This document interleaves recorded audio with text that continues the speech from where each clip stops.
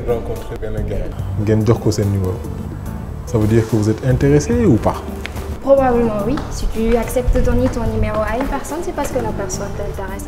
yow daal xaar nee na ma bu ma sax lijjanti ay mbiru Clémentine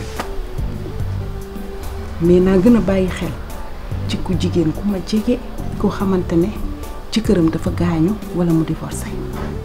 ci kër gaañu li mbëtt bëgg rek la bar bëgg ajjuma dafa war a jël ñaareel. bu la ko waxee bu la ko waxul yow la bëgg dégg nga. plainte waaw wuy ma baax na comme yow loolu la sa xel jox man pare naa. Qui t'a donné son numéro? J'ai rencontré une fille, on va dire, vite fait. Une fille. T'es mystérieux, toi. Non, pas. Non, pas. D'accord, je passerai.